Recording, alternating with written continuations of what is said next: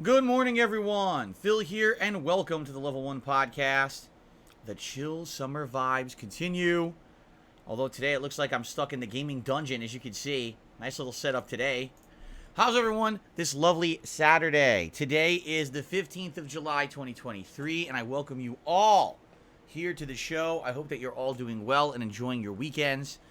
For me, we had a great start yesterday. Let me tell you, it was a completely unexpected start to the week, the way that it started.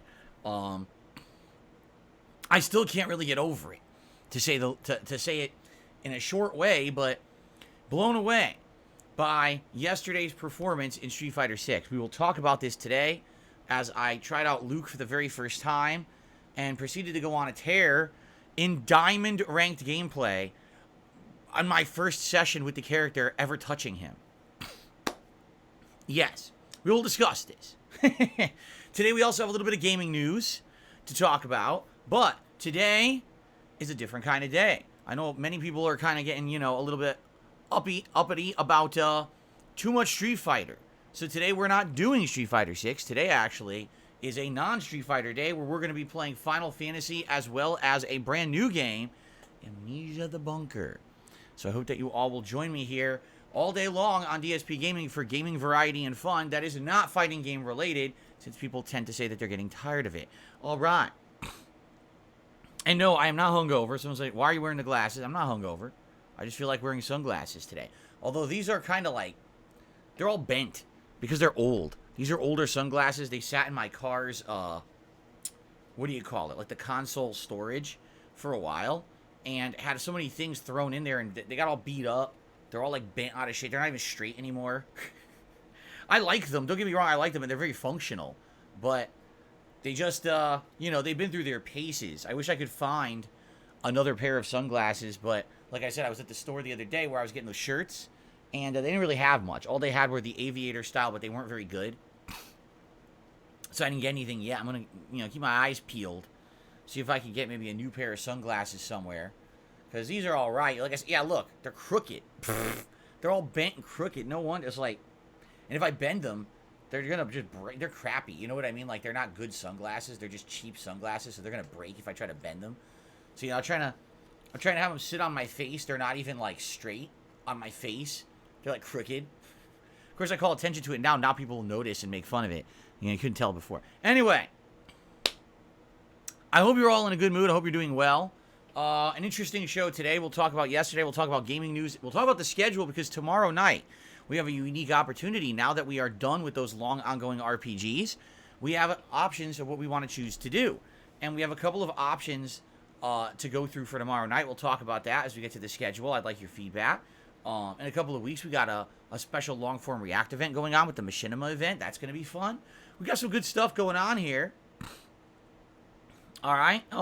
So before we get to any of that, just like I did yesterday, I just want to get something out of the way. All right? Just get out of the way so we don't have to mention it again on the show. In the last month, we have seen a sharp decline in YouTube side support on this channel. What that means is super chats, super stickers, super thanks, memberships, and gifted memberships. Why? Because over the month of June and the first half of July, I was playing Street Fighter 6 and the same 3 RPGs. There was no variety. And when there's no variety, people kind of get a little bit tired, stagnated. Now, the people who were excited for Street Fighter 6, thank you. They came by every day, and they usually were tipping. So the support's been good. But I saw a sharp decline in the YouTube side support. So I would say if you were thinking of supporting DSPGaming in the coming weeks, an absolutely great way to do that would be a super chat or a membership or a gifted membership. I would actually really appreciate that. And I'm sure if you were to do something, for example, give some memberships, right? People are going to be very happy.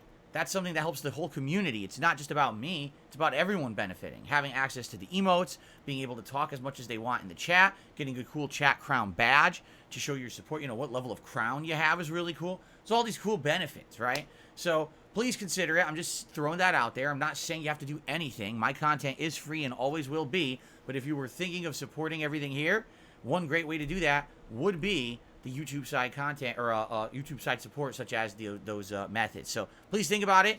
That's it. I don't want to harp on it. I just want to move on and talk about the good stuff.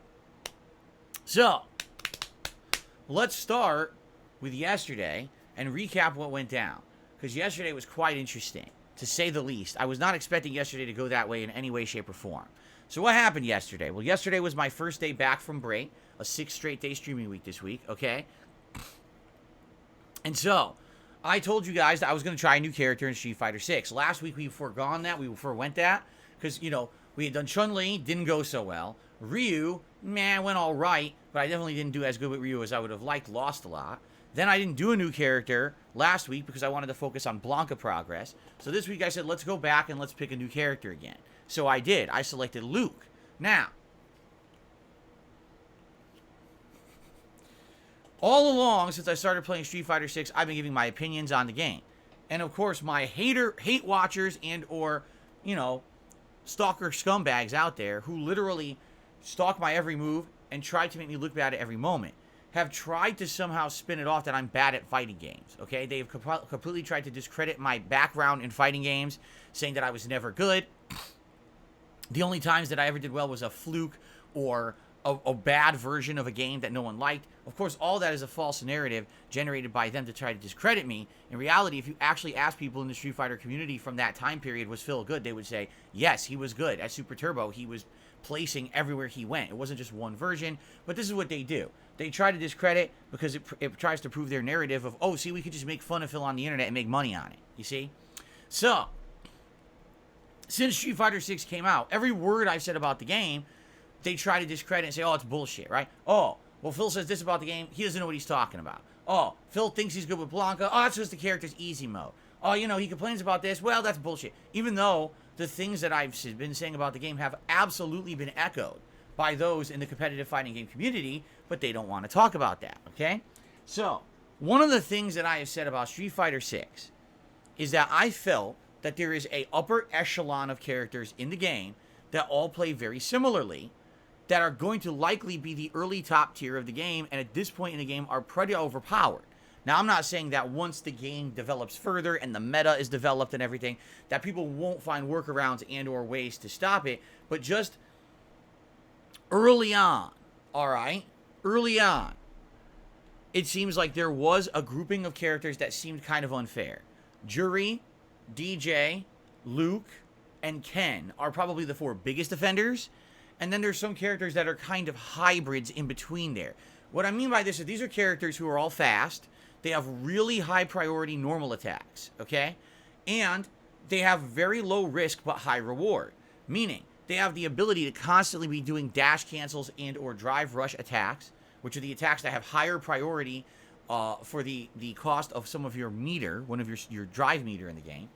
If they hit once, they literally get a giant combo. No matter where they are or what they're doing, they always get a giant damaging combo. The problem is, there should be risk associated with the reward.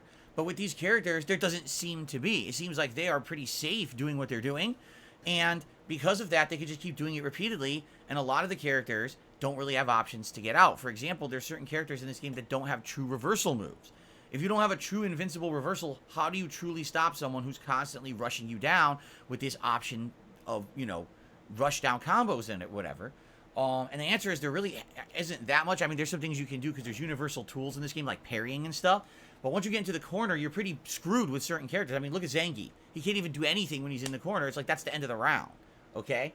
So, I've been saying this since day one. I said, now, things will develop in time, but early on, this is the case with the game, all right? So, I fought characters, like I said, like a Jury or Ken or Luke, and when they kick my ass, I get mad. I'm like, man, the only reason that character's beating me is because they just have too many advantages. And I've been picking characters like Blanca or Zangief or Dalsim or, Marisa, Lily. I'm not picking characters that have great reversals. I'm not picking characters that have these advantages like they do.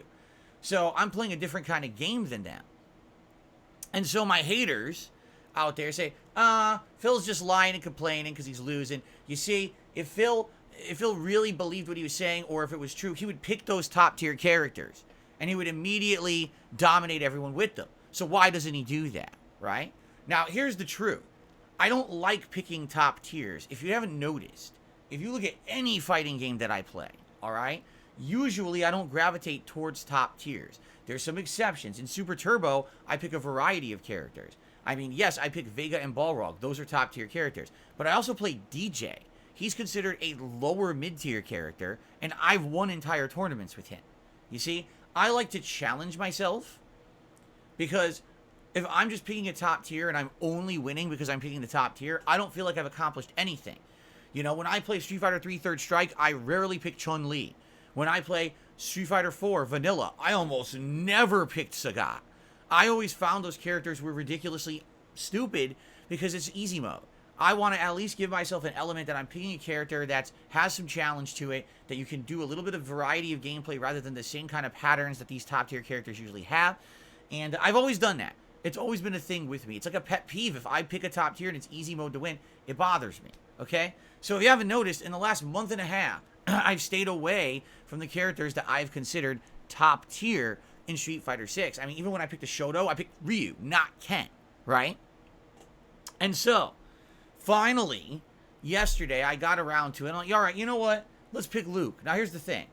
Luke actually is considered the lower top tier. And here's what I mean by that. You got Luke, but you also got Ken. They're almost the same character. The difference is that Ken has absolutely more options, more combos or paths to combo, more safe mix-ups and things. So basically, Ken is almost a better version of Luke. Luke, the one difference is Luke's fireballs are different and actually are better than Ken's. But outside of that, everything else Ken is better. Okay? So basically, everyone who wants to pick top tier just goes for Ken. At first they were picking Luke. They were like, all right, I'm picking Luke. He's harder to play. He's not as good. Go for Ken. So that's what they've done.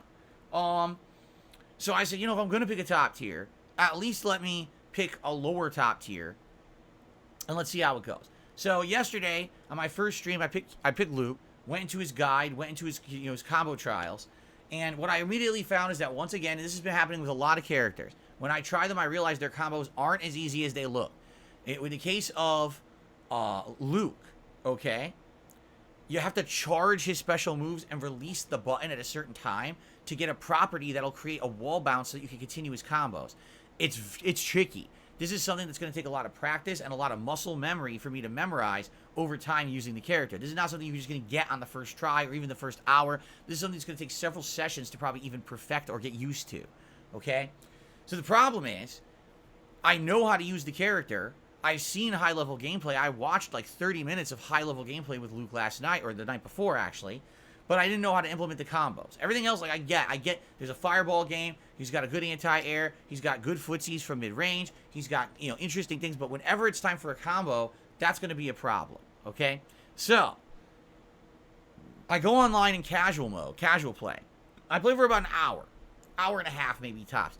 And I win about, I'd say 2/3 of the time because I'm playing some lower tier players. At the same time, I'm dropping combos like crazy. So it's kind of negating itself. It's like, yeah, I'm doing all right, but I'm also constantly, dropping this stuff. So I needed to do that. So finally, there's like 1 hour left on my first stream of Luke, and people are like, listen, we're here for the ranked. You got to play ranked. All right, fine, I'll play ranked. So I jump into my 10 placement matches. And out of the 10 placement matches, I win 6. And every single match was either against a 5-star platinum or a diamond ranked player. Yes, without having any complex combos, just me using basic fundamentals of Street Fighter, which most people I've encountered online don't possess because they don't play Street Fighter like a Street Fighter fighting game. They play it like an online pattern game, okay? I win 6 out of 10. They place me in diamond, all right? Now, here's the difference. When I was using Ryu, I really didn't know much at all. Yes, my fundamentals kind of carried me through the placement matches, but I kind of feel like it was very lucky. With Luke, I don't think it was luck. It was literally me outplaying the people. I was learning different things. For example, you know, Honda tries to do the butt splash, and it's safe against most characters, not against Luke. Luke can Shoryuken it. Of course, not a Shoryuken, whatever his uppercut's called. Luke can uppercut it, right? With certain characters like JP, from mid-range or long range, they dominate most characters, not Luke. Luke can do a full screen run into flip kick that interrupts JP's projectiles, and from mid-range, he can interrupt them with his own projectiles or his level 1 super. So, basically, Luke has all these tools to win. And, whoops, and all I did is I learned the basic fundamentals of how to use the character, and I used the tools. I was not using complex combos. At most, I was using a basic dash cancel, wall bounce, and that's it. Or maybe launch into super in the corner, and that's about it. Very basic stuff. So I win 6 out of my 10 placement matches. I go online to ranked, and I proceed to keep winning. So in the first hour of ranked gameplay, I won way more than I lost. And people are laughing. They're like, dude, you just started playing the character. You don't even know combos. How are you doing that? And I was like, there's 2 reasons why this is happening. Reason number 1 is because the people playing Street Fighter 6 online, until you get to the upper echelon, so you're probably talking 4 or 5-star diamond or master, they actually don't know how to play Street Fighter. They've been playing all these other fighting games, Street Fighter 5 notably, but a lot of other fighting games, and these games are pattern play games. What that means is you have a character, and the character plays a certain strategy. You learn the strategy, you go online, you do it, that's it. You never veer from the strategy. You don't adapt, you don't adjust, you don't react, you just play the pattern. If the pattern wins, which it does most of the time, you get tons of wins, you end up in friggin' diamond, right? But the moment you get faced with someone who's actually good at Street Fighter, who understands the game, who understands the fundamentals, and can beat your pattern, you fall apart like a house of cards. And that's exactly what happened with these people. So I'm playing Hondas, who normally would just be doing headbutt and butt stomp into hands and just do it over and over. And they're fighting me, and I'm parrying the headbutt, and I'm uppercutting the butt stomp. And all of a sudden, they're like shitting their fucking, you know, sumo diapers. What do? They have no clue what the fuck to do. So I'm beating them soundly with Luke, not even having a combo under my belt. And they don't, you know, the JP, dude, those JPs had to have been pissed. Because they're doing their pattern, and I'm just going right through it. And they're like, what the fuck, you know? They don't know what to do.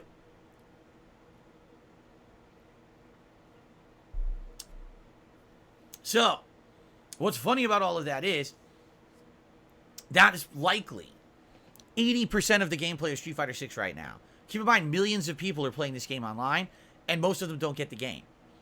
There's not much you can do about that. That's always kind of been that way. Remember when I played Street Fighter 4, and there were people with mashing Ken, and they had high ranks? How the fuck did they have all those points? Because they mashed with Ken and lag, mashing dragon punches and shit, you know? It's ridiculous, but it's kind of the same thing. I mean, it's definitely more advanced today, but it's the same premise, all right? Now, the other half of the factor is that I really do believe Luke is very powerful in this game. As I said at the beginning, when I was complaining about facing Luke, saying, he seems like he has way too many tools, his fireball's too fast, man, that level 1 super is ridiculous, his anti-air is absolutely ridiculous. I was right. Everything I've been saying about Street Fighter 6, I've been right all along. Pretty much all along, all the things I've been saying, they're all echoed by the fighting game community. But my haters are just so moronic, they just want to say everything I say and do is wrong. Ladies and gentlemen, I at least have a basic premise of understanding about fighting games. You understand this. I've played them competitively since the 1990s, all the way through the late 2000s. I think I know at least the basics and ins and outs of a competitive fighting game. If I observe something, I have a right to say it, and you should believe me. Don't listen to these morons who fucking just completely discredit everything. Because I was completely right about Luke. The moment I picked him, I'm winning ranked matches against diamond players because he's a great character. Do I know amazing strategies with this character? No, I don't. How am I winning? Because on the fly, I'm learning basic stuff that's beating everything. So he's ridiculously overpowered. Just like Ken, just like Jury, just like DJ. Like, all the things I've been saying all along are true, but people are just idiots, okay?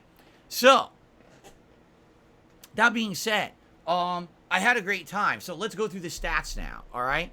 Here's what happened yesterday with Luke. Basically, if I fought a non-top tier character, I almost always won, all right? But the moment that I fought a DJ or a Ken or a Jury, I basically lost. Why?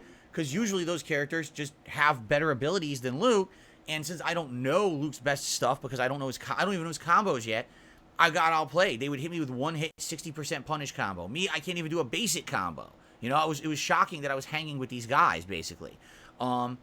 So my first session, when I first started playing the ranked with Luke, I got 16 wins and 11 losses, all right?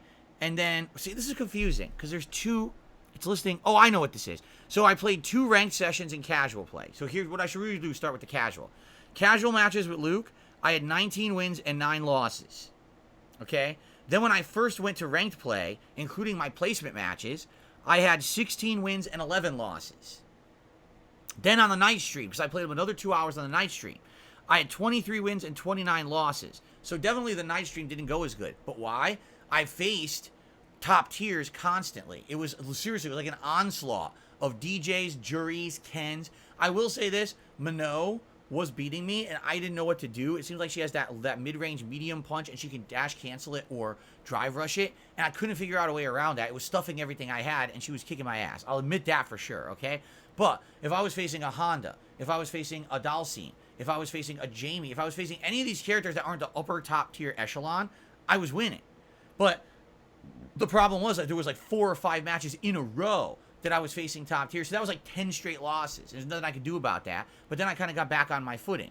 So overall, using Luke on day 1, all right, I had overall 58 wins, 49 losses, 54% win-loss ratio. And like I said, just based on the day 1 experience with Luke, I would argue he's my second best character in the game. And I don't even know a good combo with him. But I would argue he's my second best character in the game under Blanca. I think Blanca's by far my best character, then Luke. Then I would say probably right under there would be like maybe Zangief or Lily or something like that. You know what I mean? So we'll see as I continue to play. But I couldn't believe it. Oh, you're absolutely right, Dab Hands Cammy. I believe Cammy is top tier. I really do. Cammy's normals are so ridiculous in this game. I keep forgetting to say Cammy. Dab Hands is absolutely correct. I say Cammy, Jury, Ken, and DJ are like top 4. Luke is probably just like right under there. Like just under that echelon, I would say. But yeah, it's hilarious that the moment that I play Luke, I'm beating Diamond players soundly. It's not just like, oh, it was luck. No, I'm learning the matchups. I'm outplaying them with fundamentals just because he's so good, you know. But I need to learn his combos. That's the thing, like, I need to get that muscle memory down. I know how to do the combos. I can't do that. I don't know the timing yet. I need to keep practicing. And once I get the muscle memory down or I learn optimal combos for me, things that'll work, that I can convert into damage, then I'll be doing much better with Luke. So it was just hilarious to me, literally, hours in, like 2 hours into playing the character, I'm in diamonds, slapping the crap. I called it crushing diamonds. I was crushing the diamonds yesterday. These people who are just basically, you know, they're under a facade. They act, oh, I'm good, I'm in diamond rank in Street Fighter 6. No, you suck. You play a pattern online that's effective online, and literally it's hard to beat because you're online and there's a little bit of delay, right? So once you see the pattern and you find the way around it, crush that diamond. You're not a diamond, you're a photo. You know what you are? You're a cubic zirconia. You don't deserve to be shiny. You should be down at the bottom with the rest of the iron rabble. There you go.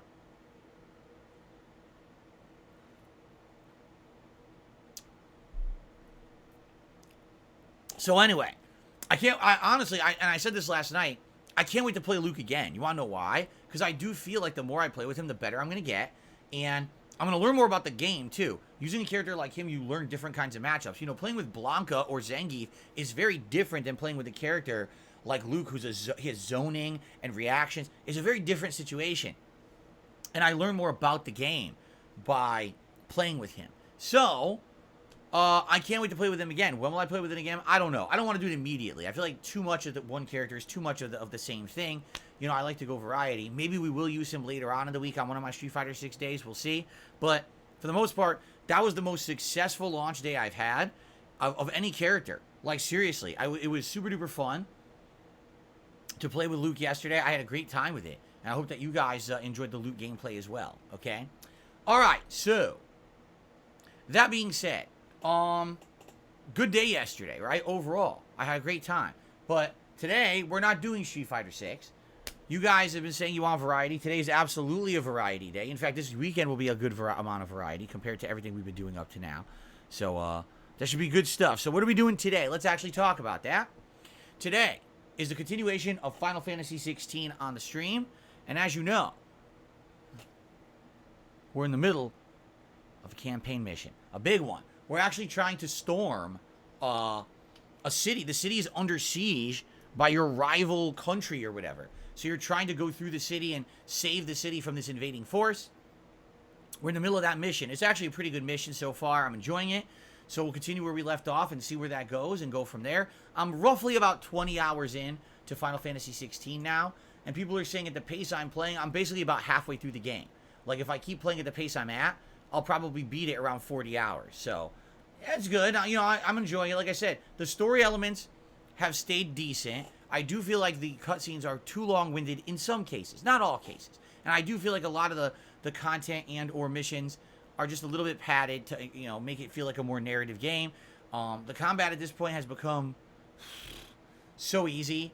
You know, just watch the last time I played it, how there's just so much shit on the screen. You'll see today, we're going to go right into combat. I don't know what they did with the combat in this game, why they did it like that. But overall, I'm having a good time. It's going to be a chill time. This is an opportunity for us to relax, interact, have a good time together on a stream. Rather than me being focused on a fighting game, we can actually talk and relax and have a good time together. So I hope you'll stick around for Final Fantasy 16 today on this first stream, okay? Now, tonight, on my late stream at 6:45 p.m. Pacific time, we got something new and different. It's time for the return of horror.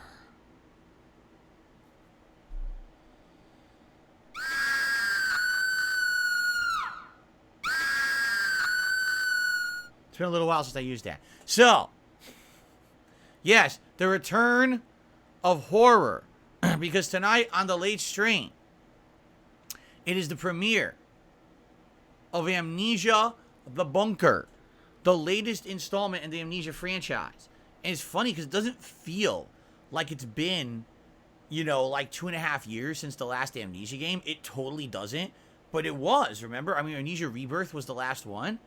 But man, it doesn't feel like it's been that long at all. But it's been a while. So this new one came out last month to zero hoopla, zero promotion. Like, no one talked about this game. Why? It's unfortunate. It's not that it's a bad game. It's that this game came out right after Zelda, the same week as Street Fighter 6 and Diablo 4, and right before Final Fantasy 16. So did you really think that it was going to get any kind of attention when it's in the midst of all these ginormous releases? Of course not. That's exactly what I was afraid was going to happen, and that's literally what happened. No one talked about it. It's as if the game doesn't exist, which is sad because people who played it and reviewers too say, no, the game is really good. It's got a great vibe. It's very scary. I think what it is, you're supposed to be stuck in like a World War I or II bunker. I think it's World War I bunker with some kind of a mutated monster after you. And of course, you're trying to survive via the means of normal Amnesia gameplay, which means you're not really fighting. You're just trying to sneak around, solve puzzles, and get the hell out of there. So I'm excited to see what it's going to be. I hope that it's a good game. We're starting that tonight on the late stream. 2 hours of horror fun tonight. I hope you'll join me. That's good variety, something that we've needed, I think, for a bit, and people have wanted, and now we're getting the variety tonight, okay? So if you've been dying for variety, all right, please support the streams today. You know, let's be honest here. Street Fighter 6 is going well, but it's not always going to have as much support. At the same time, I also don't want it to be the only thing that's bringing in support. If you guys like the other content, please support the other content. Support Final Fantasy today. Please support Amnesia tonight. I'm excited to start the new game for you, okay? Cool. Tomorrow is React Day. Now, I know that's a little weird because we're so used to saying Saturday is React Day. But if you haven't noticed, in the last month or so, my schedule has changed. My day off is now Thursday. And since my day off is now Thursday, we need to adjust. So it doesn't really make much sense having the React Day on Saturday anymore. And here's why. If my day off is Thursday, and I come back on Friday, and Friday is Street Fighter Friday, where I play Street Fighter all day, And then immediately we're doing reacting on Saturday. That means you're waiting halfway into my streaming week to even see another game that's not Street Fighter. And I don't like that. I want to give you guys variety. So by doing it this way, we have a chance to do Street Fighter and other games before we have that break for the React show. Okay? So that's why we're doing the React show on Sundays now moving forward. Now, will that change again? It might. If my schedule changes again in the future, we might shift it around again. All right? But I think that this is the best way to go about it. So tomorrow is DSP versus the internet over on DSP React. And if you're a channel member on my sister channel, today, this is it. This is your absolute last chance to post up your clips and videos for tomorrow's show. All right? And I know we have 20 more members over there than we had last month because we had 20 gifted memberships last week. So if you're someone who likes the React show and wants to be a part of the fun, you absolutely must nominate your videos by tonight because after my late stream of Amnesia, that's when I'm going to review the videos and set up the playlist for tomorrow, and that's that. After that, I don't add any videos after the fact, okay? So, how do you do it? If you're a member, head over there. On the community tab of the channel page of DSP Reacts, there's threads there for members exclusively. Please post up your videos there, and good luck. The standard members are in a randomized playlist, so everyone has equal chance to be watched. If you're an ultra member, which is the biggest level of support, we're guaranteed to watch your video tomorrow. Okay? Pretty exciting. So that'll be my first stream tomorrow, Sunday. But what should we do on the late stream? We have two options. Option number one, a late night chill stream of Street Fighter 6 World Tour mode. I played this last week for about 3 hours. We did one night stream, but then we did a random hour in the middle of Wednesday because the servers were down. And in those 3 hours, I massively leveled up my avatar.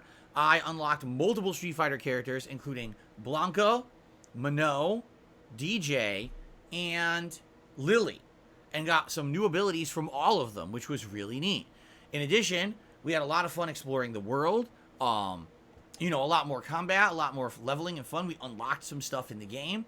So it was a good chill time, right? And the thing is, with Street Fighter 6's World Tour mode, this is completely different from the regular game. It's not competitive. It's not online. It's meant to be an offline, silly mode similar to the Yakuza franchise where you're wandering around these different locations. You're fighting random enemies. You're leveling up. It's actually fun and challenging and interesting. People liked it. They did. They had a good time with it. So I would consider, doing that on Sunday night. Or the other option is to do another community night in Street Fighter 6. The way we would do it this time is we would announce this is not a serious business night. This is a community fun night where everyone goes in and kind of messes around and has a good time. This is not to be some try-hard, serious, thing. We will do those in the future. Like I said, what I think we will do, we'll actually do nights where we call it DSP versus the world, where I invite everyone to bring their absolute highest ranked characters and best to face me, and we do serious gameplay. But I think that these community nights, the more casual nights, should be we all try out different characters. Like I'll probably go back and maybe try Luke 1 or 2 times. I'll probably do more Ryu. Maybe I'll go back to Honda again, mess around, some Dalsim, some Zangief. This is my opportunity to try out these characters that I'm not great with, but try to get a little bit more experience under my belt, you see? So that would be the purpose. Like I probably wouldn't pick Blanca at all unless someone was specifically requesting me to use Blanca. I wouldn't even see the point, So that's what I'm thinking. So Sunday night can either be World Tour mode in Street Fighter 6 or community night. Now, whatever we don't do, all right, will be on Tuesday night. So regardless what we do on Sunday night, whatever doesn't happen is still happening this week anyway. It's just a matter of what order, all right? So let's talk about it. Over the course of today, would you consider or would you prefer a community night on Sunday night more, or would you like more World Tour relaxed interactive streaming on Sunday night? Okay? Then on Monday, Street Fighter 6 will be the daytime stream, and this will be ranked online play. Who will it be? I don't know yet. Maybe I'll go back to Lily because I was pretty upset that I didn't get to play with Lily as much back on Wednesday because the servers went down, right? Or maybe we'll do a very serious session of Blanca where I try to go higher in the diamond ranks from 3-star up higher up. I guess we'll see, really depends. So, play it by ear and see how it goes and go from there. But I think that it's going to be a good time no matter what I do. All right. Monday night will be more Amnesia the Bunker. Then Tuesday's daytime stream will be Final Fantasy 16. As I just mentioned, Tuesday night stream will either be World Tour mode or community night. depending on what we didn't do on Sunday night. And then Wednesday again will be a major stream of Street Fighter 6 and likely more Amnesia on the night stream. Now, from what I've heard, Amnesia is not a long game. So there's very big possibility that by the end of this week, we may actually finish Amnesia. I've heard it's only like a 6-hour game, but maybe that's wrong. Because as you know, when I tend to play survival horror games, I take longer than most people. I explore the environment. I read all the logs. We're interacting. So I'm not rushing through, you know. So maybe I won't beat it this week, and that's fine. There is zero rush to get through Amnesia. I want to play it slowly. You know, have a good time with you guys. It's a different kind of game. We'll see what happens, okay? Anyway, so let's see what happens and go from there, but that's the week, all right? Now remember, we have a special event coming up this month, and that special event is the Dark Side of Machinima long-form React event over on my sister channel, DSP Reacts. This event will take place on Saturday, July 29th, 2 weeks from today, all right? This event will be a long-form react to the Machinima documentary by June the King, which is about an hour long. So, you know me, when I pause and I'm talking, it's probably going to take me at least 2 to 3 hours to react to that documentary. But in addition to that, I'm going to have so much more to add. Why? Because I was a partner with Machinima for over 6 years. I was one of the big holdouts. While other content creators were jumping ship and going to other partner networks, I stayed with them for the longest time. I have history with them. I saved my email communications with them. I could tell you about all these different situations and things that went down that now can finally be exposed for what they were, because I couldn't talk about them publicly back then. I wasn't allowed to, but they don't exist anymore, so now I can say whatever the hell I want, all right? So it's going to be a fun, long-form event all day. I hope you guys will join me on that day. Mark your calendars. There's going to be food. There's going to be chill vibes and fun. There's going to be a little bit of tea spilled. It should be a good day overall. I hope you'll join me for that, all right? That'll give a little bit more invigoration to the React stuff, because as you know, the React channel hasn't had that much going on recently. However, there was a review of the Super Mario Brothers movie the other day, and I am happy to say that overall, my review of that did pretty decently. You know, taking a look at, you know, performance-wise, it actually is the most viewed video on that channel in a while. Clocking in at about 1,400, maybe around 1,500 views as of this morning. You know, and still climbing. You know, I just released that review, what was it, Tuesday night? That's not bad for less than a week on that channel. That channel, you know, the videos don't get that many views. So I'm happy that the video did that well. Because that's what I was hoping. You know, I'm doing a review on that channel. I'm hoping that it's going to bring in around 1,000 views possibly. And so that review did pretty good. All right, so this week, I'm going to do another review for that channel. And the review is going to be the Dungeons and Dragons movie. All right, that came out, what was it, like 2 months ago? I guess that stars Chris Pine. I didn't even know about this movie or hear about it. You guys told me about it. That's how I first got word of mouth about it. I was like, oh, it exists? And then you guys told me it was good. I'm like, well, that's interesting. I don't really know that much about Dungeons and Dragons, but, you know, maybe the movie will be good. Well, I'm going to watch it this week, and I'm actually going to review it. I'm trying to think exactly when. I'll probably review it Tuesday. Reason being, usually like the night before a Street Fighter day, I usually will try to watch tech videos the night before to do some research to apply that to my game the next day. I know. Can you believe this? Ladies and gentlemen, can you believe this? Ladies and gentlemen, this is absolutely true. I actually research Street Fighter 6 before I play it. I've actually put that much time and attention into the game. I'm actually learning and trying by studying. And I never do that. And I've done that with Street Fighter 6. So I hope you guys understand when I tell you I actually really like this game. You know, I don't do this with anything else. I've done it only for Street Fighter 6. So since I study Street Fighter 6 the night before the days that I play, I'm probably going to watch this movie, you know, either like tonight, or I'll probably end up watching it like Monday night. Okay? So once I watch it, then the next day I'll probably review it. So probably, I'm thinking around Tuesday, after all my streaming, I'll probably review you know, the Dungeons and Dragons movie for you guys, and I'll put that review up on DSP Reacts. So that'll be cool, because now you got another movie review there. And then what I'll likely do is the week after, I'll probably do a retro review. I'll probably watch a movie from my past, you know, from growing up that I really like, and I'll probably rewatch it for the first time in years, and I'll probably do a nice retro review for you. So you're going to have some good variety of content over there. You might want to consider checking out DSP Reacts. You know, we got the weekly clip show. We got these reviews coming out. We have periodic tier makers and events that happen over there. And now we're going to have the long-form Machinima event. So I hope that you'll give all that a look. and maybe consider becoming a subscriber over there. And hey, maybe consider becoming a member over there. You know, that's how I make my living on that channel. That's the only way you make money. I can't really make money on ad revenue on any of the videos. Most of those videos are React videos that get claimed right away, but it's the memberships that are really keeping that one going. Please consider becoming a member. It's good stuff, and you get to suggest the videos for that weekly React show if you're a member over there. Okay, cool.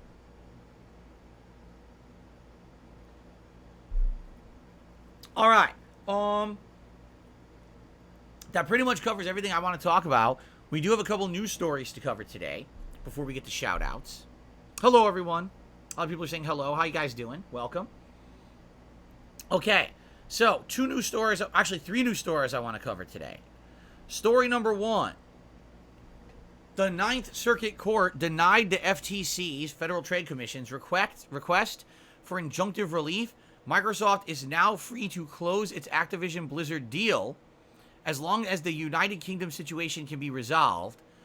If you don't know what's going on, basically this means all those things that were trying to happen to stop Microsoft's purchase and merger with Activision Blizzard, in the United States, they're all taken care of. They're done.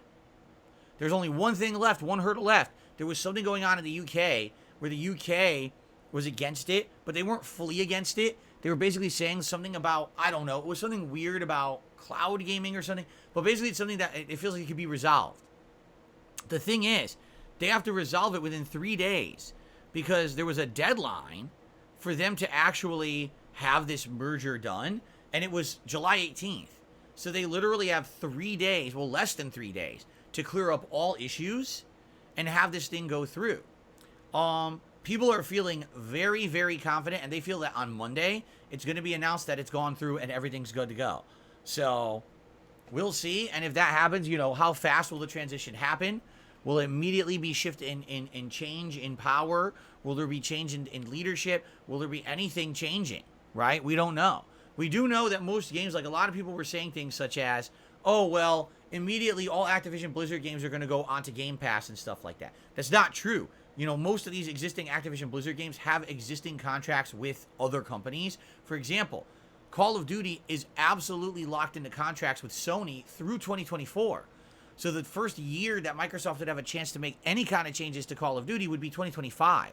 So we still have 2 years to wait before they might say, oh, okay, now it's on Game Pass and stuff like that. Do you see?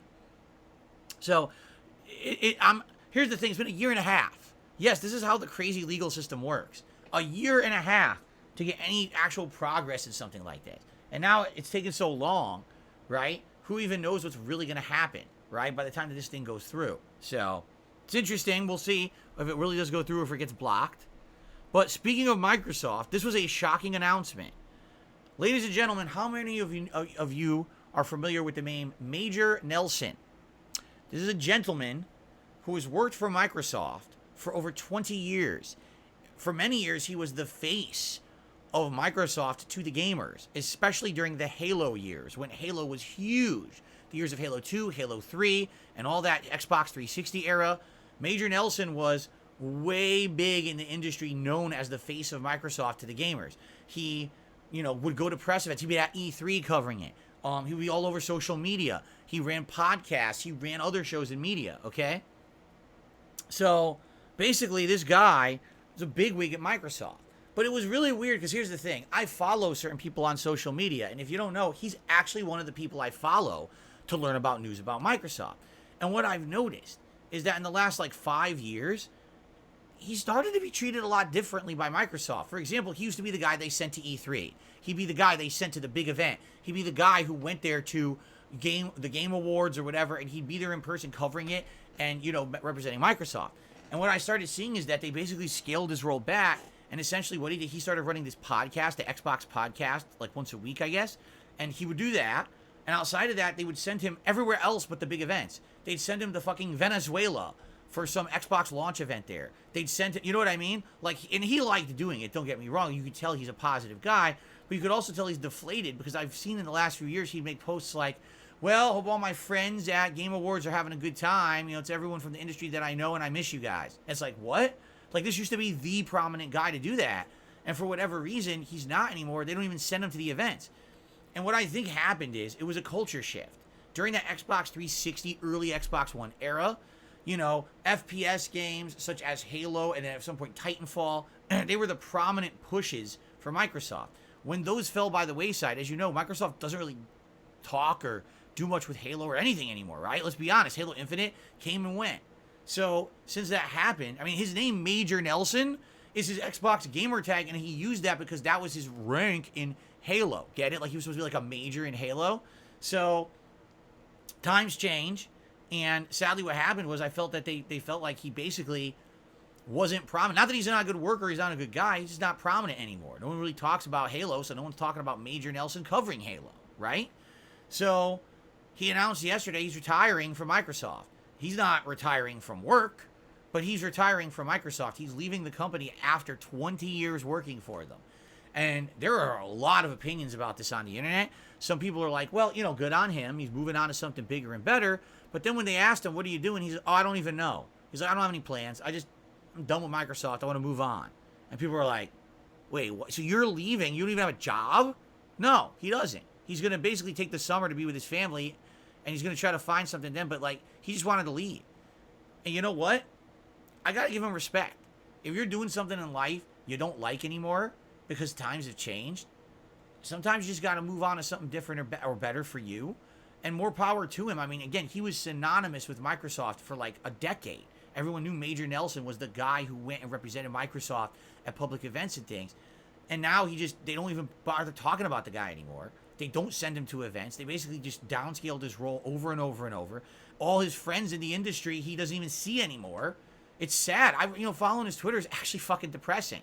Because he constantly says, oh man, there's all my friends at this event and I'm not there. It's like, wow, that's messed up. So, anyway, yeah, he's retiring. And a lot of people have, first of all, everyone's chiming in and saying, good well wishes for the future. Whatever it is you decide to do next in your life and your career, go for it. He's well respected in the community as a really nice guy, professional. Everyone likes the guy, okay? But at the same time, a lot of people are looking at it like this could be a sign of bad things at Microsoft. If the good people are leaving, that's not a good sign, right? If this is someone who's well respected, everyone likes the guy, but it looks like he's kind of been mistreated by Microsoft to the point where he's leaving, that's not a good sign at all. Is this a sign of things to come? Now that this Blizzard merger is going through, are things going to change overall with this company for the better, for the worse? I don't know. But it's kind of weird, the timing too, that this announcement came immediately when this merger is going through. He announces his retirement. So anyway, that's just it's a news story. I don't really necessarily know how pertinent it is to us, but, I want to cover it. And then lastly, get this. Ubisoft has announced a haptic gaming suit for Assassin's Creed Mirage.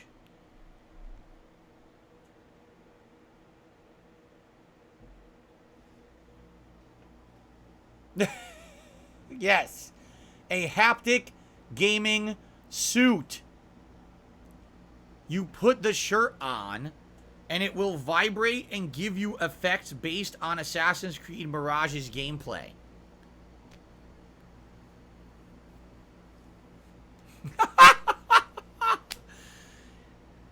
It's from a company called OWOGame.com. I don't know the pricing because I didn't bother clicking on it. I mean, here's the thing that gets me. We already know Assassin's Creed Mirage is one of the shortest Assassin's Creed games in like a decade.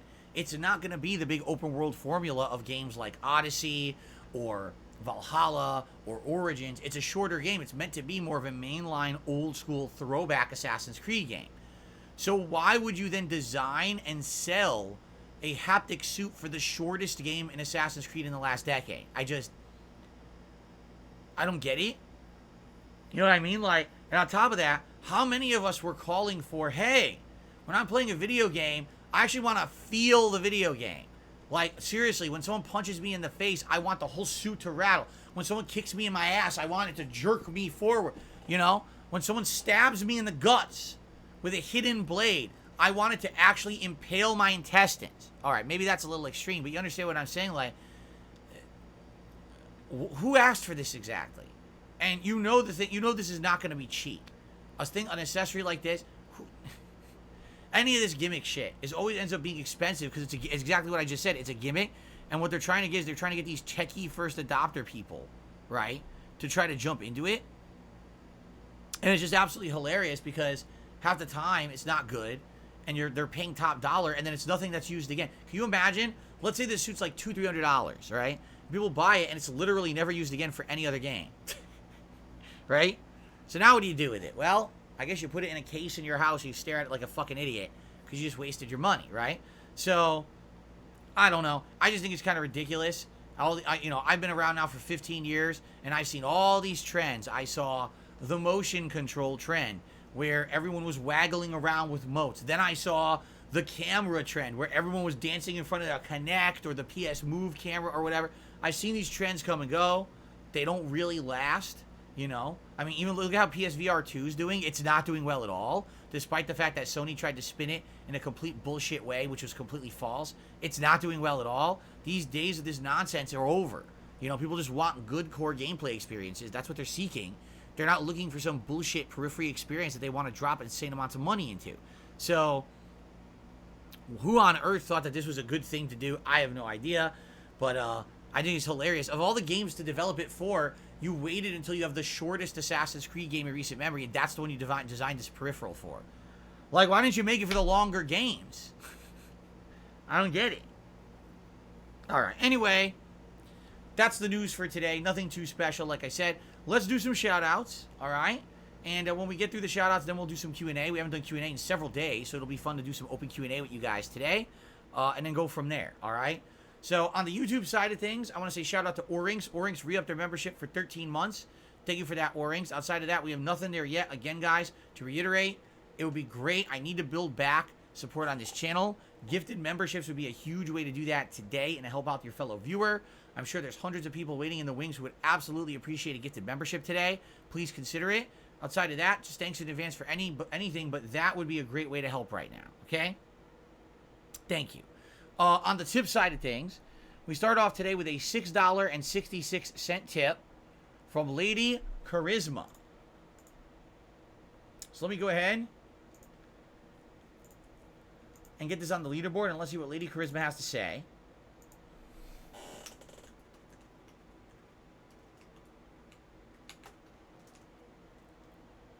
I don't know why the H is capitalized. Must have had some delayed action from my finger. I had a slow reacting finger to release the capital.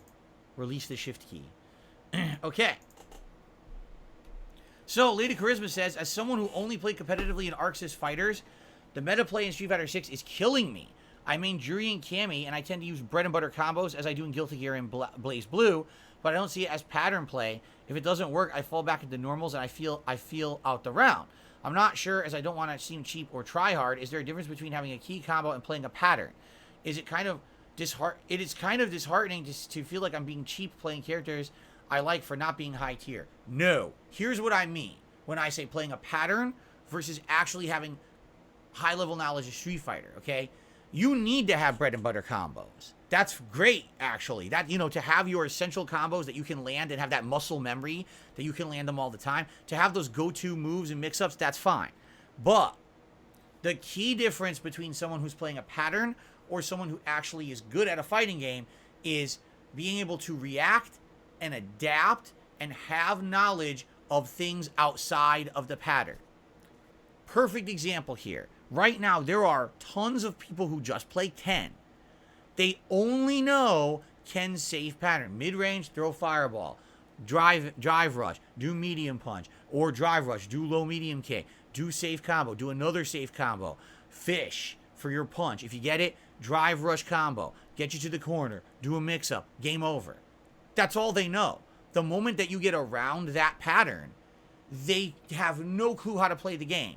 They don't stop your jump-ins. They can't stop your own mid-range mix-ups or moves. And if you are outplaying them like you parry, oh my god, you parried me? Now it's like they just dropped a load in their pants. Like, oh, what do I do now? They don't know what to do. They just fall apart. That's the difference. You know, you should have a strategy. You should have a bread and butter strategy and bread and butter combos and things that you should be doing. But if you literally only know that and you just use that ad nauseum to get ahead, and win matches, and you don't have an upper knowledge of the game outside of that, you're not a good competitive player at all. And sadly, I hate to say, from what we're seeing from Diamond players, that seems to be a lot of the Diamond players. They've just got ahead by playing this one pattern, and the moment that you get out of it, look at the Hondas. All these Hondas do a bunch of headbutts, lot spammed, trying to counter hit people, and they do butt slam into mix-up, either butt slam a throw or butt slam hands combo, a push to the corner, and then all of a sudden spam drive impact. That's their pattern. The moment they can't do that, they have no idea how to play the game. I mean, look at my Luke. I'm just zoning them basic fireballs, anti-airing their butt slams. They can't do anything. Like, what do I do now? Well, learn the game. Don't just learn your one pattern and do it 500 times. Actually, learn the fucking game mechanics. Learn the footsies. Learn mix-ups. Learn how to react. Learn how to read. Stop being a fucking automaton. I play pattern. I win online. Sadly, I hate to say it, this is what a lot of people did in a lot of other video games. Like you mentioned, Arc Sys games. Dude, Dragon Ball FighterZ, that's the whole game. The whole game is, I know a pattern, do the pattern, mix the enemy up, get one hit, I win the whole game. Because I did the one hit, giant fucking 1,000,000% combo. Oh, mix up, another 1,000,000% combo. Game over. It's a flashy game. Don't get me wrong, it looks nice. But that's not high-level competitive play. People who are great in those games are not going to convert over well to a game like Street Fighter 6 outside of playing that pattern, you see? You know what's different? Like, Guilty Gear is very different. Guilty Gear, I feel, is very hard to play. I think, like, it's weird. Like, the earlier Arc Sys games, I feel we're at a higher competitive level than, like, a watered-down game like Dragon Ball FighterZ. Like, Dragon Ball FighterZ, I really do feel like it's a watered-down game when you get to the competitive nature of it. But, Street Fighter's a hybrid because you can play that pattern, but then you need to also have the knowledge of the game. And that's the problem, is most people just aren't taking the time to learn. They learn that, they memorize that one strategy that you can use over and over with a character, and they just have been doing it for a month and a half. So they're sitting there in mid-range Diamond, and they don't even understand the game, but they fucking think that they're good, and then they get slapped around by good players, So that's what I mean when I say that. Don't get me wrong. You're supposed to have bread and butter combos. You're supposed to have decent strategies from mid-screen or whatever, neutral, but also learn them and get the game. So when things go wrong, you can recover and try different things. You know what I mean? That's the other thing, too. Like, that strategy doesn't always work against every character.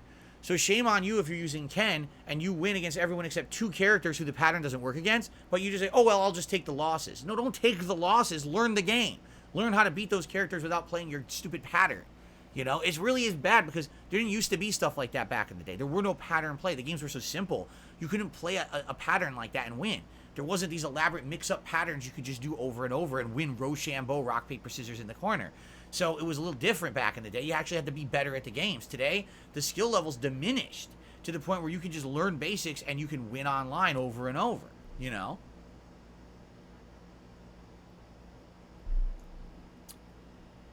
Anyway, I digress. Enough about fighting games. I received a $2 tip. So, this person says, haptic suits are perfect for a VR game or experience, but normal games, it's laughable. Yeah, if you're doing an immersive experience, you're already in VR. And now you got a suit that maybe, you know what I mean? That maybe, okay, I get that, I guess. If you're already going the extra mile and you've got the VR experience, then having a haptic suit, but playing Assassin's Creed with a haptic suit on? Like, what? The other thing that gets me, too, go take a look at the picture of it. It totally looks like it's like a rippled muscle suit. It's like, what if you're not skinny? What if you have like you're some chubbiness to you? Does it even fit? Is it stretchy, or is it like a muscle suit you put on and now it's like crushes your body? I don't know. It's just the whole idea looks like a joke. It does. It looks like they're not being serious, but apparently it's real. I don't know. Anyway.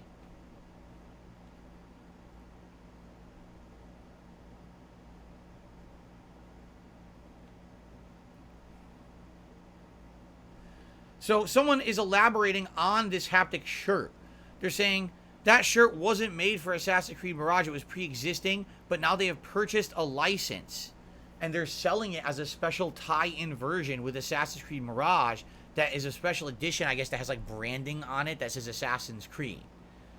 And he says, it's not meant to be a product for the average consumer. It's a tech enthusiast product. No kidding. Is that not my point, that people mainstream are not going to buy it? But... And yes, I didn't think that they specially designed it just for that game. My point is, if you're going to have it tie in with the game, why be that one? It should, I mean, like, that's like the worst game to tie it into. No? It seems like it is for me. Like, why on earth would you want the shortest Assassin's Creed in the last 10 years to be the one you tie in an expensive tech enthusiast product to? It doesn't make sense. Okay. Now, guys, we're pretty much done with the show. All right? Anything that I had to talk about. We'll open it up to Q&A for a little bit. You'll see what you guys want to chat about. We've got Chad, who asks, how are Cat and Jasper? They are good. Jasper was being silly today. We had a lot of birds in the backyard, so he actually jumped up and was like swatting our back, sliding door. Not that he's going to get the birds, but he still likes to do silly stuff like that, so that was funny. But outside of that, nothing too crazy going on today. It is a hot day. This week in general has been very hot here in Washington State. Today's another hot day in the 80s outside. So we're going to need our air conditioner. Oh, yeah, it's going to be... Whoa! It says here it's going to be 90. Oh, man. Well, we're leaving that AC pumping, that's for sure. Oh, boy. Yeah, it's going to be 90 degrees, so we got to have everything closed and everything going crazy here. All right, cool. Let's see here. Any update on DSP Lost Media? As I explained, I'm thinking next month is going to be a great month. Because next month is my 15-year anniversary. I think that's going to be the time we're finally going to do a lot of stuff related to the past. And I think that one of the things we should do is determine soundly, profoundly, and officially what we're doing with that lost media. I'm leaning towards rebranding one of my older channels and uploading it there. I really am. I think that makes more sense than me uploading it to DSPGaming and flooding the channel with all those videos that people will not understand and not like. So maybe put it into a different channel and that way, if it's already a defunct or dead channel, you can get over there and subscribe. You don't have to worry about being flooded with other content, because I'm not going to put up other content except the retro content. You see? So it might make a lot more sense about that. I think we'll do that. So we'll talk about it, but it's probably going to happen sometime in August. Okay? Hello, Juan David Ortega. 5 days till your Independence Day. You're very excited about this. You've been telling me about this for like 3 weeks. So I hope you have a good day coming up on your Independence Day. Play a VR scary game. Arkham, I can't play VR games. Number one, there's just not enough space in this office to do it. I know because I've tried. And number two, I can't do interactive streams with you guys if I have a VR headset on. I wouldn't be able to talk with you. I wouldn't be able to do shout-outs. I've changed my formula to be different from what VR supports, so I'm not doing VR. Yes, I've ridden on a tricycle. I owned a tricycle when I was a child. What's the plan for dinner today? My wife is going to make homemade meatballs in a slow cooker with sauce and other things in it. But the thing is, she's going to do it differently this week, because last week she tried it with leaner meat. It didn't work. They ended up being too dense. So this week we got the fattier meat, which is going to end up being more moist meatballs. And she's going to add different ingredients to it. But the flavor last week was amazing. They just weren't great because it was the wrong... it was basically the wrong meat consistency. So we're going to have, homemade meatballs in a slow cooker. And then we're going to have that with marinara and some pasta today. I think she wants to do linguine or something like that. So there you go. Do I prefer Burger King or McDonald's? It all depends on what I'm craving. I love the Whopper. I seriously, to this day, still enjoy the Whopper sandwich. Outside of that, I don't know if I really like anything else at Burger King. I used to like their onion rings, but now they're kind of mid, just like onion paste. At McDonald's, there's still things there that are craveable to me, like their little cheeseburgers or the quarter pounder with cheese. I like those.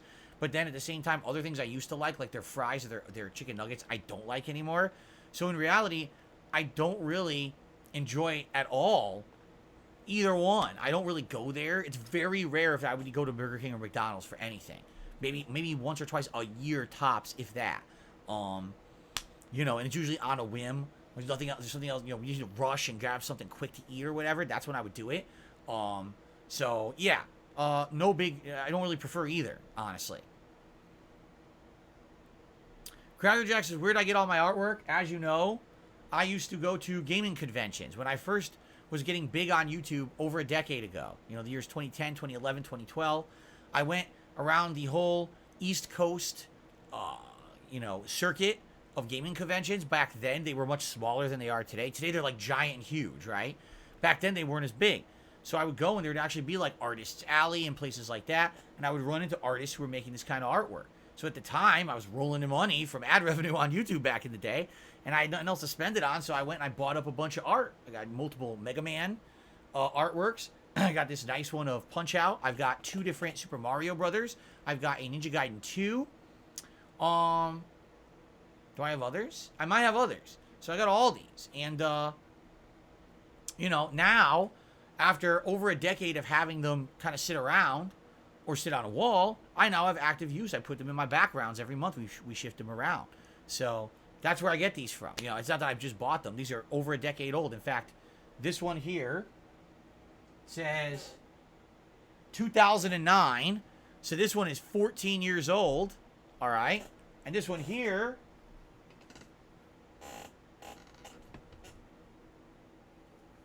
$2012. Yep. This one here is 2012. So this is probably one of the last conventions that I even went to where I got this one. So that one's 11 years old. Yep. There you go. Argomass, am I almost done with Final Fantasy 16? Well, first of all, I don't spoil myself on the games I play. But no, last time I was playing, people were saying I was about halfway through. So we're probably 50% through the game at this point. Let's see here. Frank Weiss says, would you consider making another food channel? I don't have a food channel. What do you mean another food channel? It seems like something you're passionate and knowledgeable about. Maybe you could do recipes, reviews, etc. Do I like food? Yes. Okay. Am I a foodie? I mean, I like watching certain food shows and stuff, but I'm not necessarily someone who's crazy. I don't travel the world looking at going for food and stuff like that. I'm not a good cook. I'm not. Here's what I can make. Okay? Sandwiches. And when I mean sandwiches, I mean like grilled cheese and stuff like that, paninis. I'm good at that. I can make a really good salad because I did it for like 4 years in high school. I know how to make good chopped salads and things like that.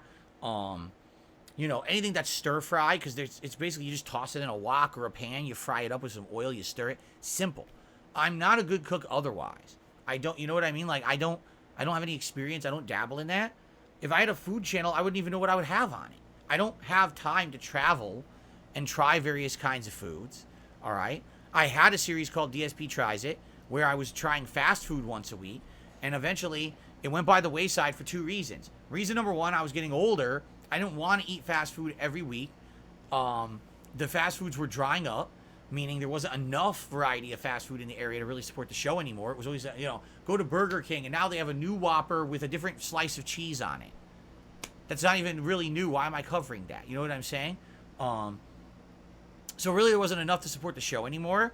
It was getting boring. I didn't want to eat fast food anymore because I was getting older. And then on top of all of that, the other reason, it wasn't profitable. Like, no exaggeration, guys have to understand something, all right? YouTube used to be very different. It used to be you put out any video, and it could get anywhere from 5,000 to 25,000 views, and no exaggeration, that video would make you anywhere from $20 to $50, okay? Back in the day, I would put out a DSP Tries It that would get like 30,000 views, and I would make $100. $100 on the fucking video. So imagine going to Burger King, buying a combo meal for $8, coming home, filming yourself eating it, putting out a video, making $100. That was my reality. Today, I make the video, I put it out, it gets, 1,000 views, and I make $2. So now I'm spending $20, or okay, let's say a combo meal is $8, $9 today, to make 2. I'm losing money on food. Do you understand? That's why I stopped doing DSP Tries It. It didn't make sense to even do it anymore. So basically I got to the point where, you know, it didn't make sense. So to do a food channel, I'd have to change so much content up. First of all, you probably want to see me cook. Well, I don't cook. So now I have to somehow figure out a way to film myself cooking in the kitchen. I don't have a video editor. Can't edit video. So, you know, how would I do that? I don't know. You know what I mean? Like, I can keep going on and on about this stuff, but it's like, I don't see any of this happening. You know what I mean? Like, I don't see how it's viable. I understand there's a lot of foodie videos and foodie channels on YouTube of people who are, like, known for that. I'm not known for that. Listen, do I like talking about it? Sure, why not? But I don't think if I had a channel of food content that it would catch on. I'm just being honest. And now you're talking, not only do you want me to do the gaming that I'm doing, not only do you want me to do the React stuff that I'm doing, now you want me to take even more time out somehow to do food stuff. So now the other things have to suffer. You see what I'm saying? Like, it seems like people have ideas of things to do, but no one realizes that I'm literally one dude. I'm one guy. And you know what I mean? Like, I don't have the ability to do all this stuff. I just don't, you know? I wish that I was a person who had, unlimited resources, time, and a team of people working with me. Imagine if I could just cook and then so I toss that footage to a video editor who edits it and makes these great professional level videos out of it, right? And then people enjoy it. But that's not, I've always been a one-man show. I always will be a one-man show. That's not going to change now. I've been doing this for 15 years, you know? I'm not going to get any more popular. So, you know, it is what it is. Do I like food? Yeah. Would it be something I would enjoy? Yeah. I have a passion for it a bit, I would say. But I'm not a cook. And I don't know what content I could put out for you guys that would be meaningful. I'm being honest, you know? It seems to me more it would be like a hobby where I'm putting a lot of time and money and effort into it and nothing would really come of it. It doesn't really make sense when I'm trying to run a business. You know what I'm saying?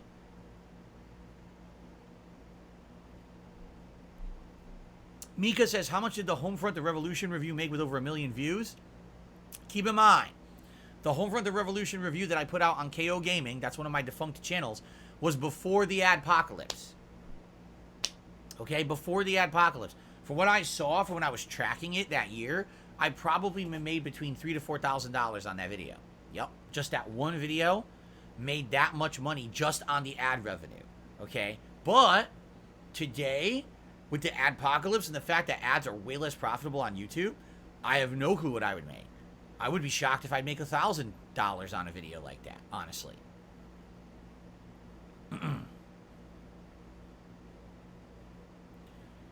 JDTV says, any way you could do Street Fighter community nights on the morning stream? Well, first of all, if you're doing it in the morning, it's not a community night. Okay, that's just wordplay. Obviously, that's just being silly. It's only be a little stickler. But, I mean, eventually, if there was enough demand for it, yeah, we could do like a daytime stream for people who can't make the night streams. But I would prefer to have it on a night stream of 2 hours because I think that 3 hours, you're kind of pushing it. It's a lot. You know, you want to leave the 3 hour streams for making major progress in ranked or doing major progress in a narrative-based game as opposed to just kind of like random casual play, do you see? But I understand what you're saying. If you wanted to eventually play with me, you know, maybe I would do that, yes, if there was demand for it. Okay.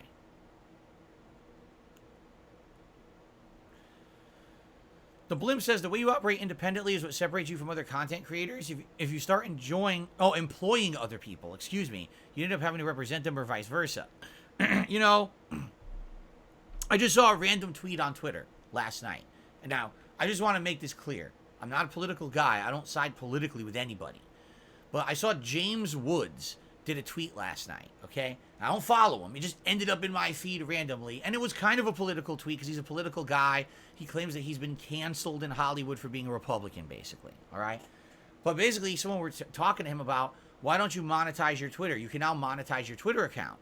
And if you monetize your Twitter by becoming a verified person or whatever, essentially you'll get a cut of the ad revenue that shows up in the ads in all of your responses. And they're saying, you know, James, because you're a political guy, you get a lot of people who comment on your tweets. You might make some money doing it. And he basically responded and he said the following. When you accept money from someone, that person now owns you. That person now has some level of control over you. And he would prefer to be independent with his thoughts than feel like anyone has some kind of control over him. Do you see? Now, I don't really know if that applies to this whole Twitter ad thing, but I could totally understand that. There's been so many times over the years where I've been offered the opportunity to represent a game, to advertise a game, to take a paid sponsorship or a paid advertisement, to shill, essentially. I get them still all the time. I get emails about, hey, we got this new indie game, we got this mobile game, we got this, we'd like you to you know, push it, represent it on your channel, you know, for this amount of money, and this would be the contract where you have to do this amount of mentions, you have to have this little video ad that plays in your video and stuff like that. If you haven't noticed, not once have I ever accepted those. Not once. Why? Because you're absolutely right. If you take that money, essentially that content is now a paid advertisement. And even though there still might be people who get entertainment value out of it, right? Essentially, it's an owned video. That company now owns that content. You know what I mean? Like, they paid for the rights, and now they own that content because of the ads in it. And, you know, I don't ever want to go that route. I want to be that no matter what I'm doing on the internet, I have the ability to say and do whatever I want and be honest with my audience. I don't ever want to feel like I'm walking on eggshells and something that I say could lose a sponsorship for me, could cost me an opportunity. I hate to say it. There's a lot of people on the internet who used to be independent and now they are 100%, everything's a paid advertisement, everything's a paid sponsorship. The most ridiculous things. Why is there a fucking gamer who's pushing a food product on their stream? They're a gamer. They don't know shit about food. But hey, it's a paid advertisement and they get paid for it, so push the product, right? That's the kind of stuff I'm telling you guys you got to be careful about. When someone is only making content for the sake of taking the paycheck, that content is null and void. You got to be careful because there's people out there who, man, they'll sound like they're honest. They sound like they're doing it because they have passion. No, they're doing it for that paycheck or else they wouldn't fucking take that fucking shill opportunity. You know what I'm saying? So, I don't know. I'm not like that, you know? So, you know, that's what I mean. Like, I try to be different. I've always tried to stay different. If you're right, if I have employees who are under me and I pay, now I'm responsible for those employees. I'm responsible for the level of work. I'm responsible for all of this. Like I said, this one-man show has been going pretty long. And by the way, I should say this too. I want you to understand something. I don't do it alone. It's through a community of people, right? Like the artwork I have on my streams, the lighting I have behind me, this camera that I'm staring into are 3 different people who all contributed to this content to make it better. And together as a community, we make good times together. You know what I'm saying? That's how it really works, is that that's true crowdfunding. You want to talk about crowdfunding. It's not just money being thrown your way. It's effort. It's time. It's investment. It's, you know, knowledge. And that's how I am where I am. Not because of any kind of investment from a fucking corporation. You know, I'm not backed by a fucking company paying me. It's people who actually have passion supporting the content and improving it, you know? That's awesome to think about that. That literally everything here is from the community. It's not some fucking corporation paid for this. This is not, you know, Chick-fil-A artwork. This is not a fucking Raid Shadow Legends webcam. This is all the community made this happen, man. You know what I'm saying? That's amazing. So, there you go. What's hilarious is, oh, I wouldn't mind if you had a paid sponsor. Well, I would. That's the point. That's how I'm different. How do you not get that, right? And the thing is, people don't like that because they want to pretend that I'm not different. They want to pretend like, oh, his content's bad or whatever. And you can't. When you actually look at the things that set me apart from everything else, and they're actually concrete, then they want to discredit them. Well, fuck you. No, I've actually strived to stay independent for 15 years and not be under some influence of outsiders and people who tried to do this shit to me over the years. You know what I mean? It's different. It is very different from other people who are constantly doing that kind of shit. Taking the ad, taking the paid bullshit, you know. Taking the 50K to be something you don't want to be just for the sake of making a fucking, getting that bag. You know what you could do with that bag? You could shove it up your fucking ass. Because that's not what I'm about. I'm here to be passionate, to make real content, to have good social interactions with a community who cares. That's the difference between me and everyone else out there taking their bags and fucking making it, man. All right?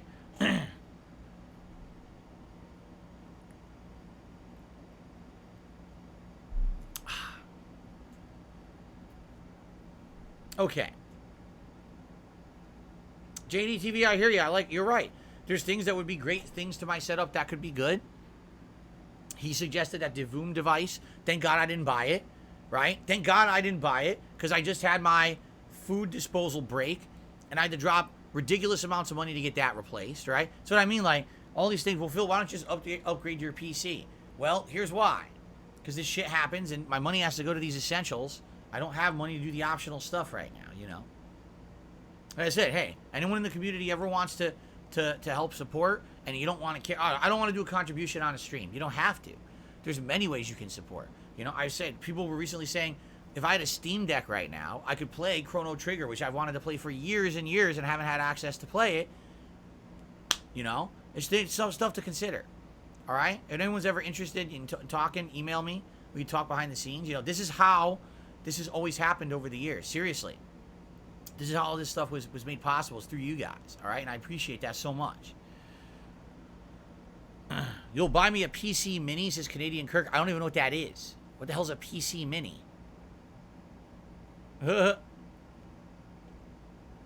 No, Arkham, I'm not going to be setting up my phone in the freaking kitchen and recording it. We're not going to do nonsense like that. It's ridiculous.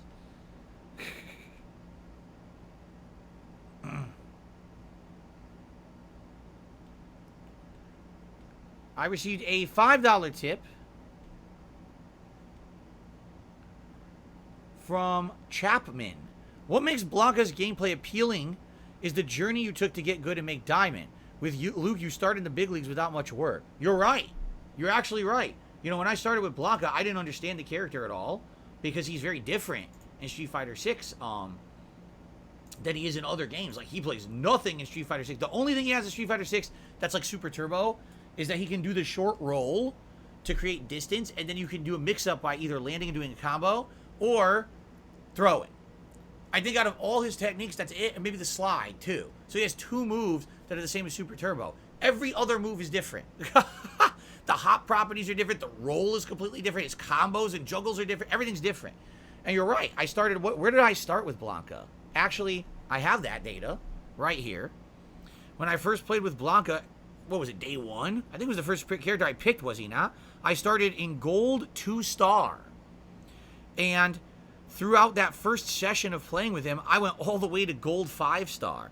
Then I went up Platinum 1, Platinum 2, Platinum 3, Platinum 4, Platinum 5, and I've gone all the way to Diamond 3-star.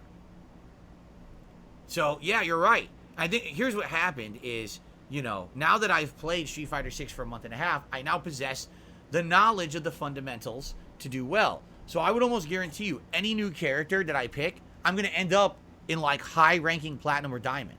I guarantee it, because those placement matches, I'm going to end up winning some of them, even though I shouldn't. I'm going to end up winning some of them because, like I said, the basic fundamentals beat these pattern players. So you end up in Diamond, even though I don't even have... Should I be in Diamond? No. But also, 80% of the people in Diamond shouldn't be in Diamond. They just played a pattern and got wins doing it. You know what I'm saying? So I totally understand what you're saying. What I would hope is that as I continue to play with Luke, I learn more and basically I can entertain you. Like, I felt that the Luke streams yesterday were actually quite good because here I am playing basics, learning on the fly. Just playing yesterday, I was learning on the fly with Luke and getting better over the course of the hours I was playing with him. By the end of the day, those matches were nail-biting sweats matches, right? Because, you know, I couldn't do a giant combo, but, man, I could counter hit. I could beat these things what they were doing. You know what I mean? It's pretty good. So, you know, but I understand what you're saying. To see that slow climb from gold all the way up the ranks is cool. You could watch those Blanca videos to see the gameplay improve and change over time and evolve. While with Luke, it was like immediately Diamond. I get you. Sadly, that's how they set up the game. You know? Once you have those basics under your belt, the moment you go to your placement matches and win a few, you're in Diamond already. So, okay.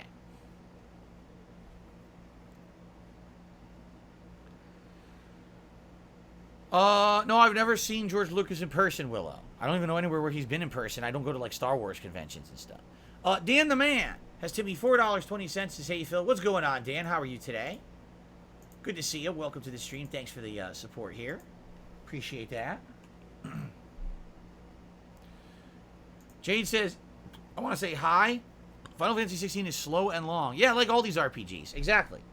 All these RPGs, this was the problem with June. It was either Street Fighter 6 or 3 insanely long, slow-paced RPGs. You know? There was really no balance there. It's like 2 extremes. So if you don't like one of those extremes, you were kind of bored. I'm happy we're doing Amnesia tonight. I hope Amnesia the Bunker is good. Seriously. I've heard good things about it. I hope it ends up being a good game. Because, you know, we're in a situation where we definitely need that kind of variety into the streams right now. Tomorrow you're taking a class of Taekwondo. Oh, interesting. Is Taekwondo practical? Or is it more of an exercise of discipline and physical fitness? Because I don't really know the difference. I know some martial arts are meant to actually be legit self-defense and fighting and combat, while others are meant to be more, you could use them for a little bit of technical competition and fitness, but really you're not going to fight with them. But I don't know if Taekwondo is one of the serious ones or not. I can't remember.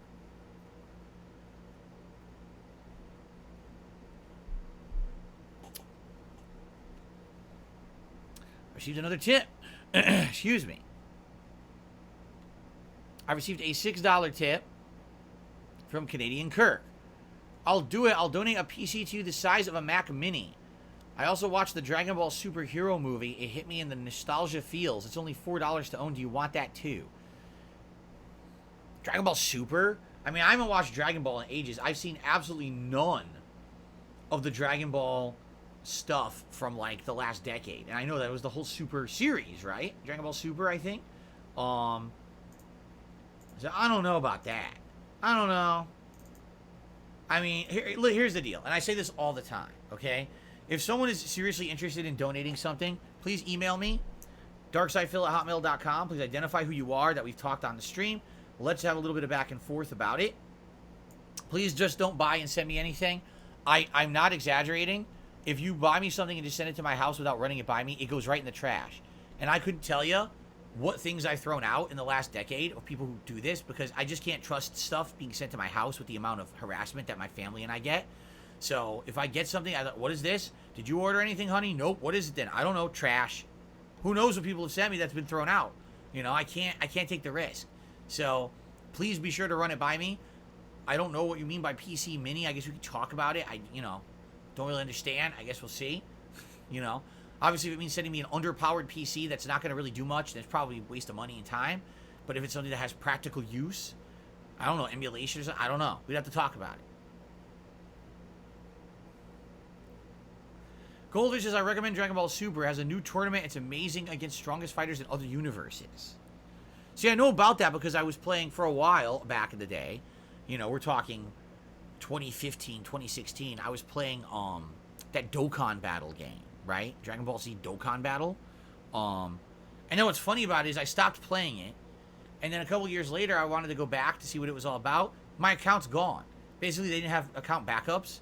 So if you deleted your account like I did, because I at that point, I forget if it was like if I wiped my phone or if that was the last time I got a new phone. I can't even remember. But basically, I went to go back. I re-downloaded the game. Oh, you don't have an account anymore. I don't? I tried logging in with it. Nope, you don't exist. Deleted all my progress. I was like, yeah, I guess I'm not going back to that one. But no, like that game had all the characters from Dragon Ball Super in it. I don't know who the fuck they were, but it had them all in it. Like, what was it? Goku Rose or whatever the shit it was, who really wasn't Goku. It was someone impersonating Goku or something like that.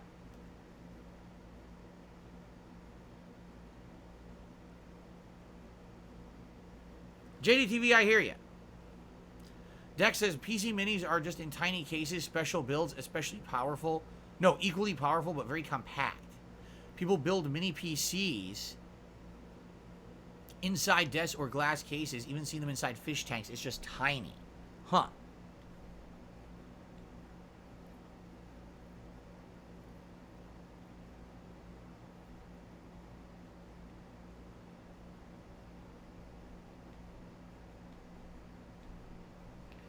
Interesting. Anyway, Canadian Kirk says Dragon Ball Superhero was released in theaters. It's a brand new spanking 3D animation. Oh, I don't know anything about any of this.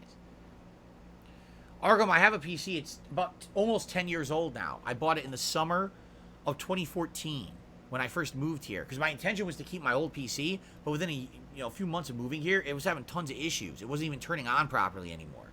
So this PC I've been using every day, all day for 9 years. Yeah.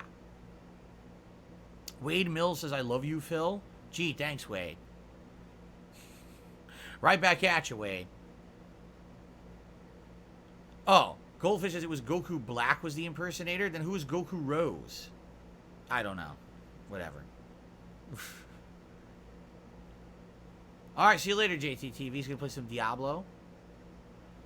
Two Heads, Same Coin says, have you seen the all i1 gaming PCs now? Everything's built into the back of the monitor, no tower. Oh, I know they exist. But those here's the thing. Whenever you get one of these gimmick PCs, you're trading something off, right? So if you get an all your PC built to the monitor, how are you going to upgrade that? What if later down the road you want to change the graphics card? You want to change? How are you going to do that?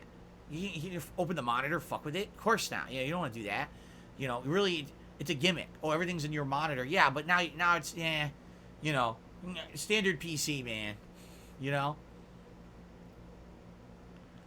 Arkham, I wouldn't know. I've only been to Canada once, and it was Newfoundland, which apparently is a very different thing from mainstream Canada. So I don't know. Arkham's saying that he thinks Canada's the best country. I never really been there. I don't really know many Canadians, so I couldn't really answer that. Canadian Kirk says the movie is literally called Dragon Ball Super Superhero. Super Superhero, like double super. Super Superhero. It's funny.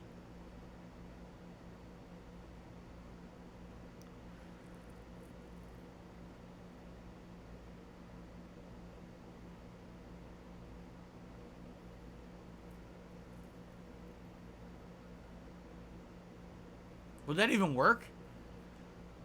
So Dex says basically a micro PC is still in a tower, but it's a super tiny and compact, like the size of a cereal box. How would that work? How would you fit a graphics card, a processor, all the RAM, the fans, the heat sinks, you know, the all the all that? How would you fit all the capture card? How would you fit all that in the little box? Wouldn't that overheat? Right? Huh? Like right now, my PC, and of course my PC is 9 years outdated, has a ton of fans. It's got 2 rear fans. It's got 2 side fans here. It's got 2 side fans on the other side. I believe it has a fan on top. So it's got like an insane amount of fans just to get it going what it's doing. So how the hell, how would you do that compact? Right? I don't know. I don't know. Dan the Man has just dropped a 5-member bomb on the channel. Congratulations to the Nick Rules, Rune Farm, Mango Ice Cream, Eschel, and Soundless Blade. Thank you so much, Dan the Man, for supporting DSP Gaming's community today. That's very nice of you. That gets us up to 486. Guys, it would really be great if by the end of today, we could get back to 500 members. I know we can do it. Between Final Fantasy and, of course, Amnesia tonight, I know we could do it. Please, if you like the content, if you could support it in any way, I'd appreciate that. Gifted memberships would be a great way to do that today. Also, we're at 53 likes. You guys know I try to hit 100 likes every stream. If you could like the stream, if you enjoyed it today, I'd really appreciate that too.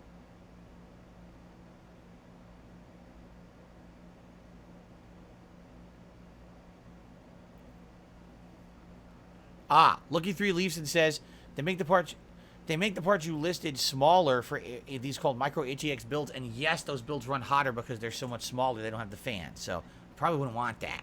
I don't know about that. Like I said, for me, what I would enjoy is having the ability to do basic PC stuff. Like for example, I've been wanting to play Chrono Trigger for years, and every time I say I want to play it, people are like, it's not on console. You gotta play it on PC, and I'm like, well, I can't capture from my PC and stream. If I had a micro PC, I could get Steam on there, right? And I could get Chrono Trigger. I'd hook it up to my TV, and we could do it that way, right? We could play it that way. That would be neat. I would love to do that for you guys, to have a Chrono Trigger playthrough for you, you know? I'm sure there's other things too, you know, PC kind of centric stuff that we could do on there.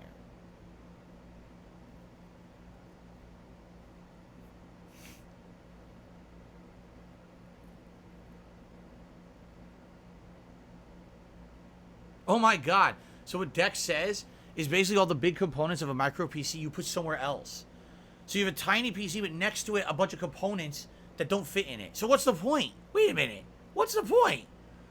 Then it's really not small, because that's not your PC. Your PC is this and all this bloated shit on the side sitting in a stack. I don't know about that. That's funny.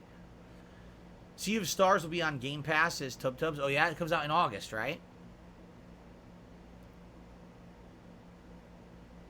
No, I'm not going to EVO this year. I told you guys.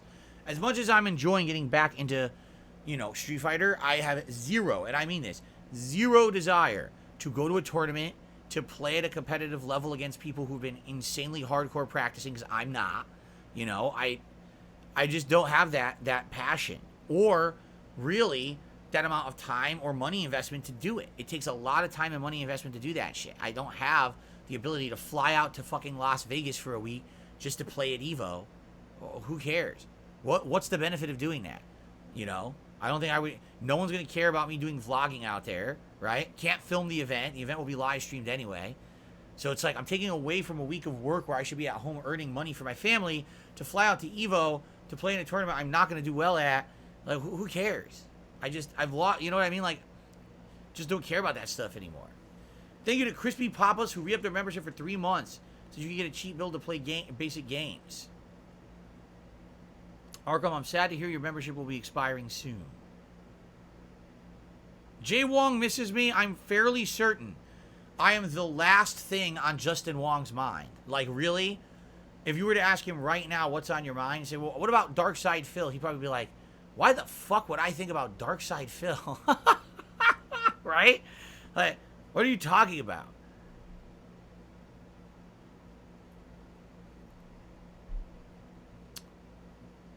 I've literally been out of the competitive community since, well, I haven't been to an EVO since 2007.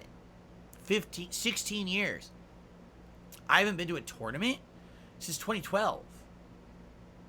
11 years that I even attended a tournament in any capacity. And even those last few tournaments I attended, I forfeit and went to my hotel room and played fucking Dragon Age in the hotel room and uploaded videos. I'm serious.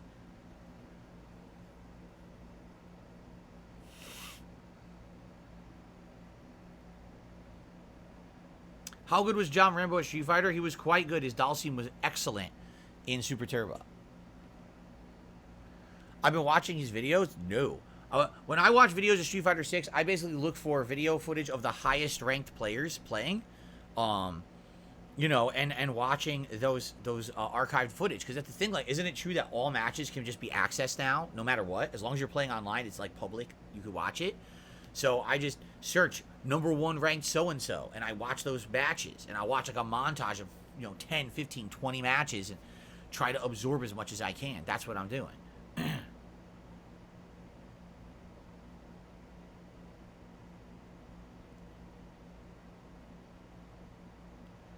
All right, you guys ready? Yeah, people are saying let's get started. All right. Thank you all. Great chill podcast today, right? No drama. Nice relaxing podcast today. It was a good one. I enjoyed it. I hope you guys did too. Hope you enjoyed the chill vibes as the summer-long party continues here on DSP Gaming. Thank you so much for watching. And I'm happy today that we're doing a non-Street Fighter day for variety purposes. And I hope that you guys will continue to show up, and no matter what I'm playing, obviously, but today might get a little bit of a different audience. That's always a good thing. Thanks so much for supporting DSP Gaming, my friends. And now, on with the show. As for the podcast, I will see you all tomorrow.